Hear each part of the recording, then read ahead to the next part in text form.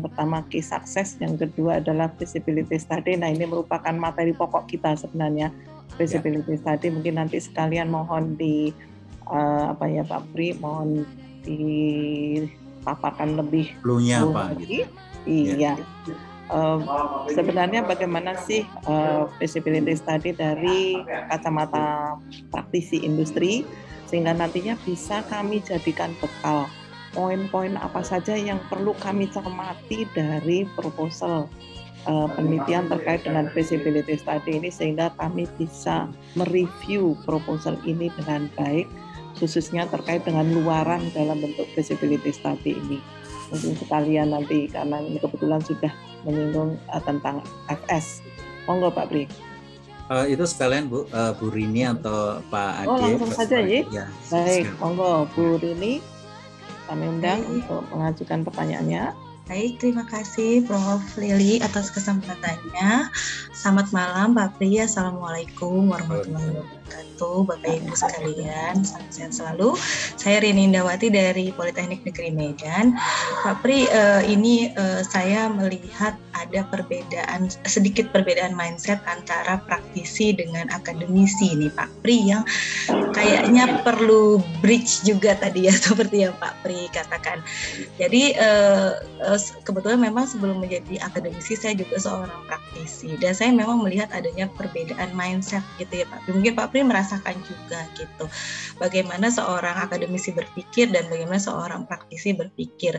Dan ini tentunya kan perlu suatu jembatan untuk bisa seperti ini dalam rangka feasibility tadi ya Pak Pri, supaya kita bisa memahami apa sebetulnya yang terjadi di dunia praktik, dan sebetulnya orang praktisi juga bisa berbicara dengan bahasa akademisi gitu.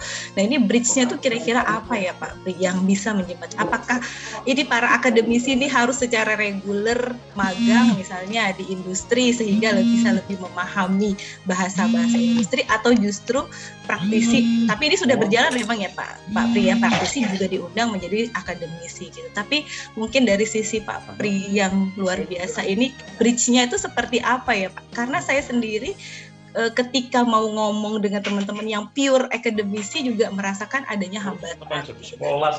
Padahal sebetulnya tujuan kita sama gitu. Tujuan kita sama, tapi istilah yang digunakan. Nah, ini juga yang menjadi kendala ketika kita membuat proposal terkait dengan feasibility yang ada di dunia. Mungkin itu saja Pak. Jadi bridge-nya apa untuk menjembatani mindset antara praktisi dengan akademisi? Terima kasih Pak. Terima kasih Bu. Satu lagi Pak Pri. Mengundang satu lagi nih Pak Ade. Monggo Pak Ade. Masih ada Pak Muhammad Ansar nih ya. Monggo Pak Ade. Waktunya dibonusin dikit. Iya.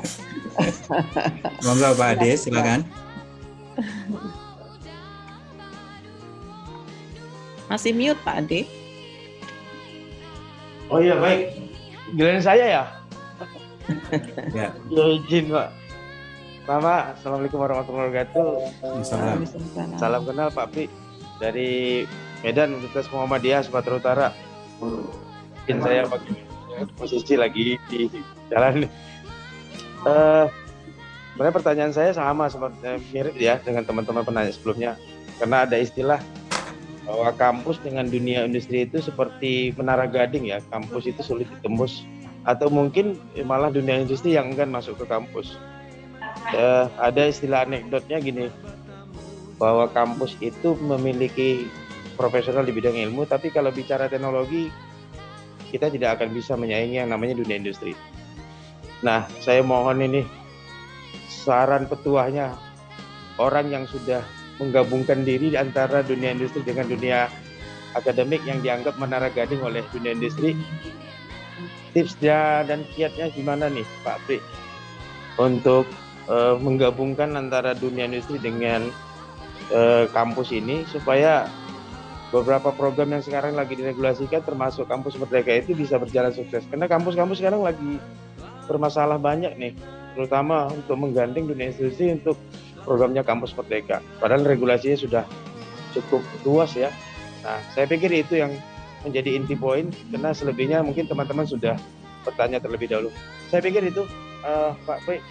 mohon petuahnya. Mudah-mudahan kami terus kampus ini ya kita semua lah yang sudah masuk dunia akademik ini mungkin dengan program-program penelitian ini juga bisa menjadikan sebuah program terobosan baru lah untuk bisa matching fund-nya dan terutama di dunia vokasi. Saya pikir itu. Terima kasih. Assalamualaikum warahmatullahi wabarakatuh. Salam. Baik, terima kasih Pak Ade, Pak Apri. Saya kira mohon diberikan tanggapan dulu dari 3 penanya, karena masih ada 2 lagi nih.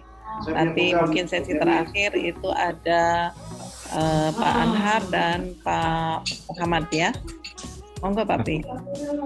Baik, terima kasih banyak. Wah, pertanyaan berat-berat kayak ujian disertasi ini. Yang pertama Pak Bambang, case suksesnya apa? Jadi pertama harus move on dulu Pak Bambang. Jadi move on, Pak Bambang Garniko. Move on itu adalah dari off to on, ya. Move on itu dari off to on. Jadi on pertama adalah vision. Jelas bahwa setiap anak didik kita sendiri itu juga harus diajarkan bagaimana memiliki visi dan on itu vision. Lalu yang kedua, kampus itu justru mengolah dari apa yang disebut dari kekurangan menjadi kekuatan, atau yang disebut dengan create plus on, itu namanya creation. Kemudian yang baru yang ketiga yang harus disadari itu adalah harus aksi cepat, atau disebut dengan act plus on atau action. Jadi move on itu ada 3. Pertama vision, kedua itu creation, dan ketiga adalah action. Lalu menjadi sebuah pertanyaan adalah kebanyakan di antara anak-anak yang cerdas lalu kemudian kita interview tidak bisa masuk di perguruan tinggi itu karena tadi Pak, etosnya itu tidak kebaca. Menjadi pertanyaan misalnya begini, kamu coba ceritakan dari rumah ke kampus apa saja kegiatan. Ada yang hanya ke perpustakaan. Lalu kemudian ditanya, apakah kamu sering melakukan diskusi kelompok? Iya Pak. Terus apa peran kamu dalam diskusi kelompok? Oh, saya bagian penerjemah. Padahal yang kita cari itu adalah leadernya. Jadi semua hal yang terkait dengan masalah etos itu yang disebut dengan soft skill atau soft kompetensi itu akan kebaca pada situasi ketika orang diwawancara. Nah itu kalau tidak praktek itu rada susah. Maka menjadi sebuah pertanyaan ketika tadi Bu Rini, saya pernah menjadi seorang bisnismen, lalu kemudian saya beranjak ke kampus. Saya menjadi khawatir ketika ibu, jangan-jangan ibu nggak fight di dalam etos sebagai seorang bisnismen sehingga ibu merasa nyaman di kampus. Kalau saya 5-5-nya harus sukses. Jadi pengusaha punya jadi MBA dan sebagainya. Nah di sini bagaimana bridge-nya? Selain goes to campus, Anda harus juga ada goes to industry. Jadi kalau pengen merasakan itu, kami punya kesempatan kok. Jadi manajer 1 bulan, Anda program manajer di dalam perusahaan, apakah manajer keuangan, silakan dari pagi sampai pulang dan sebagainya itu kayak magang itu harus dimulai dari dosanya dulu. Sehingga kalau kita bicara goes to campus itu harus dirubah menjadi goes to industry. Karena sebenarnya kalau kata kuncinya, kalau tadi case success factor seperti yang Bapak sampaikan, dan kemudian menjadi pertanyaan Pak Ade, hampir sama. Jadi begini, kalau Anda sudah melakukan namanya goes to industry, setidaknya ada 3 tingkatan Ibu dan Bapak. Pertama, ada namanya dialog dulu. Ya, dialog itu penting. Makanya tadi kan saya sampaikan, dialog itu bisa to inform, lalu to consult, baru to involve. Collaborate nanti dulu. Setelah kita bicara to inform, to consult, to involve, mulailah yang namanya dialog, baru naik ke level trust. Setelah bicara trust, baru naik kepada engagement. Kalau kita sudah bicara engagement, itu nggak ada yang sulit. Menjadi pertanyaan, dari dialog biasanya nggak muncul kepada level trust, kan kayak gitu. Nah, ini yang menjadi persoalan.